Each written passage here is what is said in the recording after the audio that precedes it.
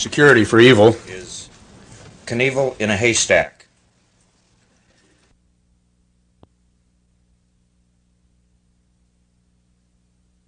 The man who will be my bombardier is a man that doesn't want to be named. He flew over 100 missions during the Second World War. He never missed. Well, what do you think the odds are of missing and even if you hit the haystack, of living? When you live like I do and make a living like I do, you don't look at the odds. If you do, you might not do it at all.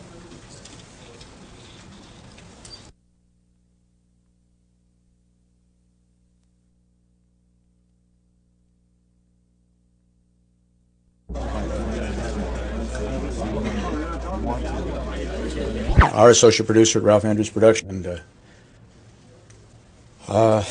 is. All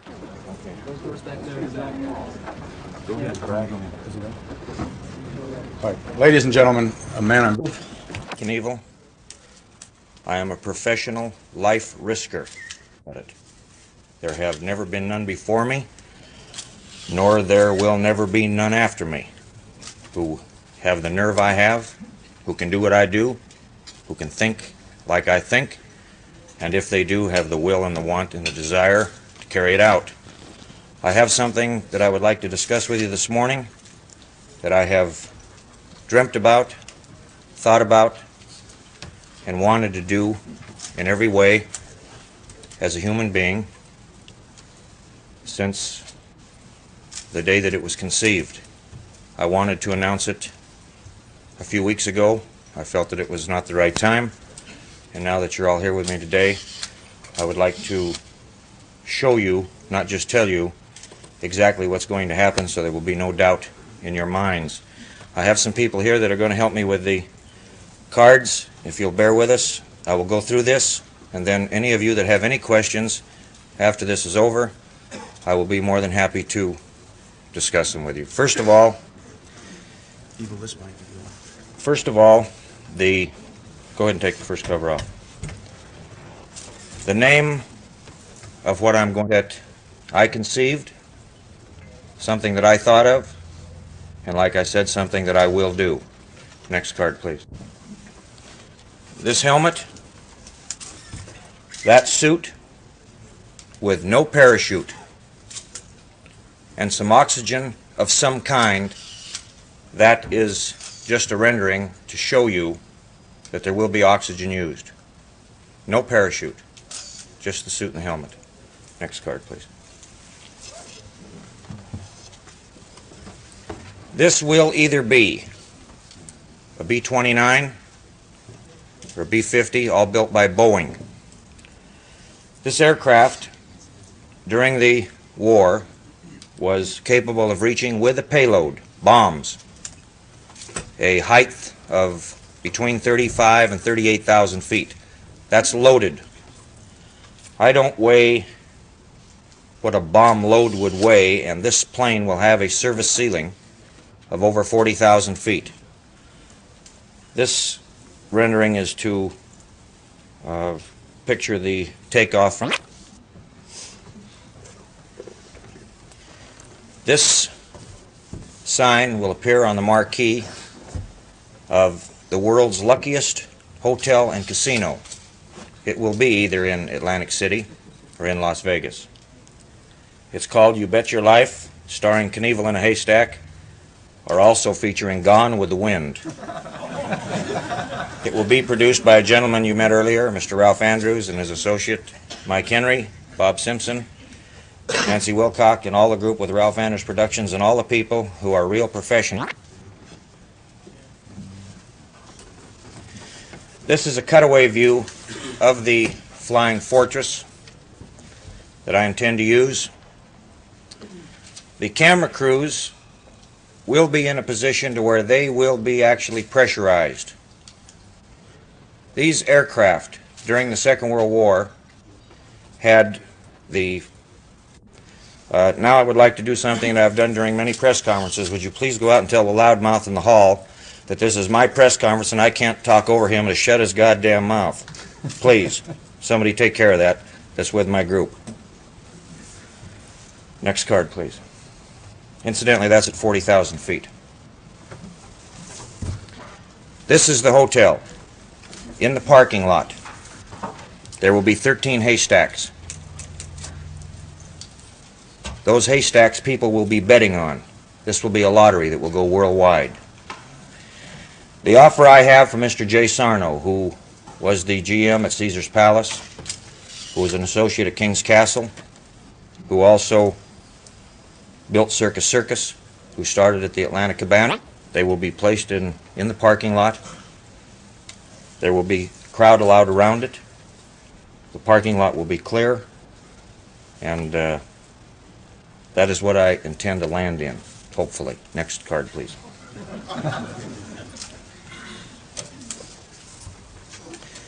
This is what you would be looking at if you were underneath a plane looking up. That is a bomb sling. I have discussed this thing with a gentleman, an aircraft company, and a lot of people during the past year, after I thought of the idea a year ago. I feel that with the right kind of pilots, with the right kind of scientific equipment, with the right kind of bombardier, with the right mental attitude, and I don't think I need to tell you that I wouldn't have announced this unless I wanted to do it, and I'm uptight about it already, that I can be the first one on the face of the earth to ever do this and get down safely and land in the right spot. The team that I will surround myself with for this stunt will be the finest. I think you all know who this is. Anyway, when I jumped the canyon, I went against gravity. I figured if you couldn't lick them, join them. Now I'm going to go with it. That's all that rendering is supposed to say. Next card, please. Before I talk about this, I'd like to show you this X-ray. I want you to know that I've had 14 major open reduction operations, and that my body does accept foreign material, that it does accept steel. You may sit down. That it does not react in a manner which is not good for me. Only once out of the 14 major open reduction operations, you will look at the picture on the right, when I come out of the plane, which will act much in the same manner as a Nike missile warhead, which will receive a signal from the ground, which will help direct me directly into the area where I'm supposed to go. I not only have the intelligence of the equipment, I not only have a fine bombardier that's going to drop me, but I have a missile guidance system inside of me which will be connected to my main artery, which will send a signal to my heart or to my brain, which will help me guide myself where I have much more control over myself to be able to fly than a bomb would. If a bomb were dropped, it just goes where it's put. But they can drop them very accurately. My body will not cast that off. It will accept it. Second lane takes over. It is I will have it taken out, because I will hit it probably 120, 125 miles an hour. Next card, please. This is a picture which, like the rest, you may think to be maybe a little over-exaggerated. But those of you who know me know that I do own the Evel Knievel National Bank. You know that I do have a vault there that cost $160,000 to build. You know that the door looks just like that.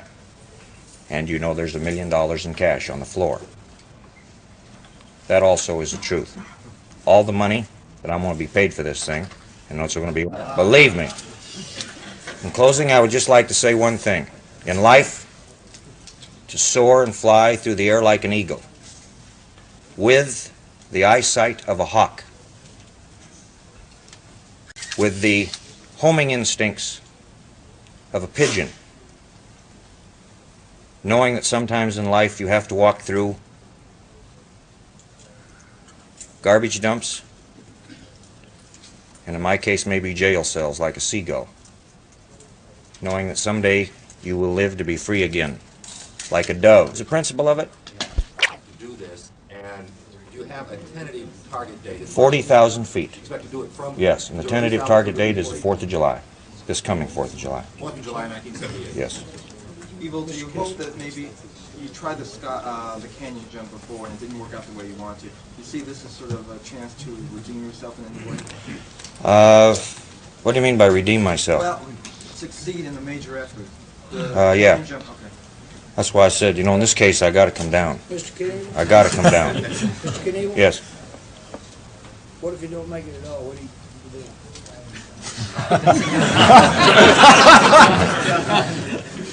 My chances of making it are real good, and if I don't make it, my problems will be a lot less than yours. And this is Johnny Paycheck, and my new job is what I just discussed, and I'd like to discuss your new record. If I don't make it, I'm going to take the job and shove it. That's Shove what. What do you think? What do you take off from Los Angeles to the target? Haven't you done enough already? Why do I want to do it? Because it hasn't been done before. Yes. Where are you going to spend your 20 million?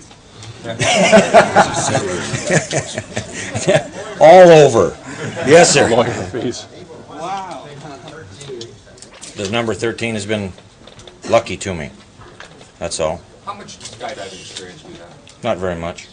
You don't need too much. I know how to come down and crash and live through it, though. That's what's important. That isn't even tough, the crashing. Getting up and walking away from it's what's tough. How many practice jumps are you going to make? None. Thank you for asking.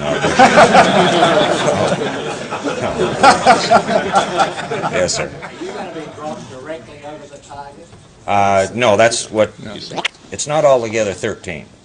The betting is on 14, not on 13. The betting is on 14. In other words, if I don't show, everybody is going to be refunded their money back on the betting. If I miss the haystacks completely and land in another part of the city, the money will be refunded. There will be no betting. In other words, the house will not keep the money. I have to go in and hit one. If I land in between and hit in the parking lot, the money will be refunded. Or you can bet if I land in the parking lot area, in the middle of the Wheel of Fortune, whatever it might be. You can bet on the no-show, too. In other words, people can bet that I won't make it. How fast will you be descending? Well, I can between 80 and 126 miles an hour, 125 miles an hour. It just depends. I mean, you can put yourself into a position where you can pick up speed, or you can spread your arms and slow yourself so you slow down. Evel, what do you have to say right now to all the young people who really idolize you, but have been exposed to all this publicity about your assault with a deadly weapon? I have been told by the judge that I shouldn't say in very much. There are some people that might say this is going to be the most spectacular suicide in history. Questions? Yes. Don't you or your surgeon have any ethical or moral?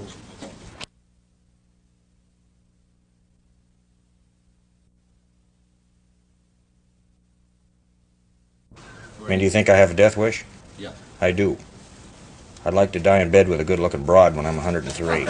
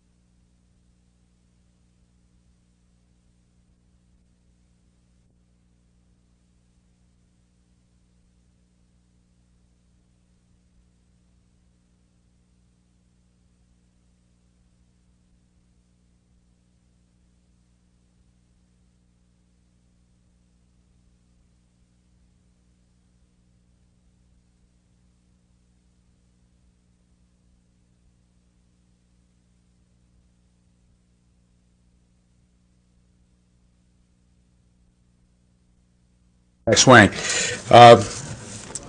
We're just a few words